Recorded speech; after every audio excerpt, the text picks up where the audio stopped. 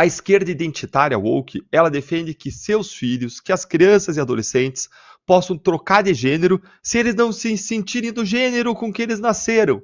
Mas agora eles querem proibir que essas mesmas crianças possam orar, ler a Bíblia, cantar louvores nos intervalos das escolas. E quem fizer isso vai ser denunciado ao Ministério Público, que vai abrir um procedimento administrativo para investigar. Oi? Como assim? Gente, eu sei que parece inacreditável, mas você não precisa acreditar em mim, não. Eu vou mostrar para você as provas. Fica aqui comigo. Dá uma olhadinha aí nessa matéria da Gazeta do Povo, que eu vou pedir para a produção jogar aí na tela. Essa matéria, se a produção estiver aí, joga essa matéria aí no ar. Intervalos bíblicos em escolas em Pernambuco entram na mira do Ministério Público. Gente, olha aí o absurdo. Eu vou ler aqui para vocês alguns trechos dessa matéria. Diz aí, ó. O Ministério Público de Pernambuco instaurou um procedimento administrativo junto à Secretaria de Educação e Esportes de Pernambuco para fiscalizar os chamados intervalos bíblicos. Uma prática que vem crescendo entre as escolas estaduais. Que perigo essa prática! Que perigo! Vamos, como a gente não tem coisa mais grave do que isso para fazer aqui no país, como não tem crime organizado, como não tem tráfico de drogas, como não tem pedofilia, como não tem abusos infantis, como não tem uma educação ruim, como a saúde está excelente, está de primeiro mundo. Então, vamos investigar, investir o nosso tempo investigando os intervalos bíblicos nas escolas. Vamos seguir olhando aqui o que a matéria diz, eu separei aqui para você. Ó. Segue a matéria da Gazeta dizendo: os chamados intervalos bíblicos são organizados pelos próprios alunos. Não tem professor, não investe dinheiro de servidor público. Não é pelo professor, não é pela pessoa que é o fiscal, não é pelo servidor da secretaria, da diretoria, não, são os próprios alunos, dentro da sua liberdade. E segue aqui a matéria, que se reúnem em grupos para professar a sua fé cristã.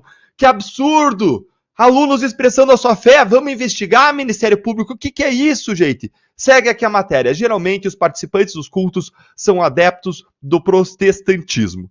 E segue dizendo a matéria: os encontros ocorrem normalmente no horário do recreio. Não é durante a aula, não é matando aula, não é em um horário oficial, separado por outra coisa, é no horário livre. Então ele pode jogar bola, ele pode conversar com os outros, ele pode brincar, pode jogar xadrez, ele pode jogar Foursquare, como meus filhos adoram de jogar no intervalo.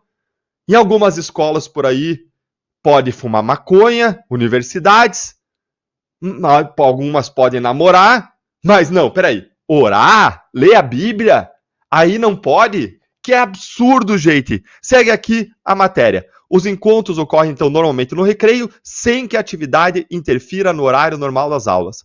No dia 23 de novembro, o Ministério Público de Pernambuco vai realizar uma audiência pública com os professores. Ó, se você conhece alguém em Pernambuco, manda esse link para ela, porque a gente tem que encher essa audiência pública para dizer que é um absurdo o Ministério Público estar instalando um procedimento para acompanhar reunião, como a gente chama nas igrejas evangélicas, células, pequenos grupos, para estudar a Bíblia, orar, cantar louvores. É um absurdo, é uma interferência na livre expressão religiosa, na liberdade religiosa. Vamos fazer, então, uma audiência pública. Segue aqui a matéria com professores, gestores, alunos e demais representantes ligados à temática, para debater sobre as manifestações religiosas em ambiente escolar. Pois é, gente, essa mesma esquerda, então, que diz que existem crianças trans, que fazem bloco para crianças trans em parada LGBT, a mesma esquerda que leva absurdos para dentro da sala de aula, como o vídeo que eu postei no meu Instagram hoje, fazendo o contraste entre essas duas notícias. Você depois vai entrar lá no meu Instagram, você vai ver um vídeo que vai estarrecer você vai cair de costas para trás. Essa mesma esquerda que entra dentro de sala de aula para fazer obscenidades, para fazer pornografia, aí você não vai acreditar. É a mesma esquerda que quer impedir as nossas crianças de professarem a fé cristã, de se unirem de forma pacífica, ordeira, espontânea, fora do horário de aula, fora do horário ali do ensino, sem atrapalhar ninguém, para poder adorar a Deus e estudar a Bíblia. Mas por que eles fazem isso? Porque eles não entendem um fato muito simples sobre a nossa Constituição e o Estado brasileiro. o Estado é laico, o que significa que o Estado ele não pode tomar decisões ou fundamentar suas decisões com base em nenhuma religião específica e nem pode tomar partido por nenhuma religião, mas ao mesmo tempo o nosso Estado laico é de laicismo colaborativo, o que significa que ele estimula todas as religiões em pé de igualdade e permite que elas floresçam e se desenvolvam. O Estado laico ele possui uma dimensão negativa, no sentido de evitar que qualquer tipo de restrição aconteça sobre o livre exercício da atividade religiosa e de evitar que o Estado tome partido em razão da religião. Mas o nosso Estado laico ele tem uma dimensão positiva, que é a da colaboração com todas as religiões. Por que isso?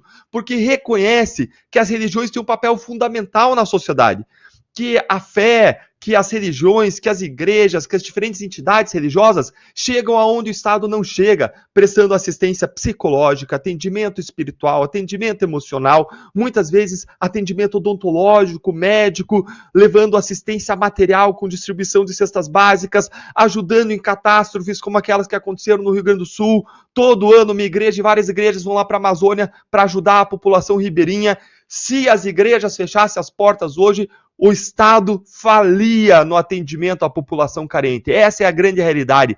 Conheço várias igrejas, todas elas têm atividades sociais de cuidado com o próximo e fazem o que o Estado deveria fazer e não faz. Estimulam a caridade, a solidariedade, o altruísmo. E isso está demonstrado em pesquisa. Se você abrir um livro como esse livro aqui, ó, The Righteous Mind, você vai ver que quem faz parte de igreja doa mais, contribui mais, faz mais caridade. Livro escrito por um cara de esquerda, fala que quem comunga de religiões doa mais, não só para os seus, para o ambiente, mas doa mais também para fora, para outras pessoas. Por isso que o Estado tem que estimular, e isso está previsto na nossa Constituição. Se você abrir esse excelente livro aqui, ó, esse livro do Tiago Vieira, Liberdade Religiosa, ele explica isso detalhadamente lá no capítulo de laicismo colaborativo. Ele abre a Constituição e ele passa a mostrar que lá no artigo 5º, inciso 7º, está lá a prestação de assistência religiosa nas entidades civis e militares.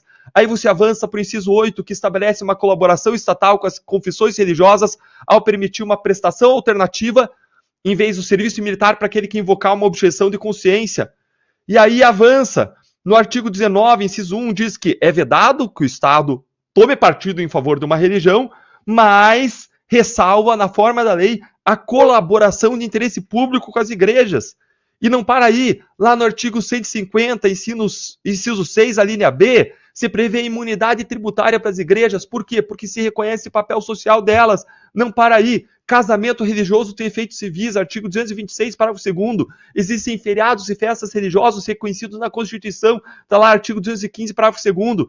Tem ainda a proteção do direito de ter, manter e mudar de religião dos indígenas. Artigo 231, e por aí vai. Por quê? Porque o nosso laicismo, o nosso Estado, a nossa Constituição, o nosso povo reconhece a importância da religião. E aí você vê uma presepada dessa do Ministério Público como se não tivesse coisa mais importante para fazer. Gente, isso aí é um absurdo. É um absurdo em todos os aspectos que você possa analisar.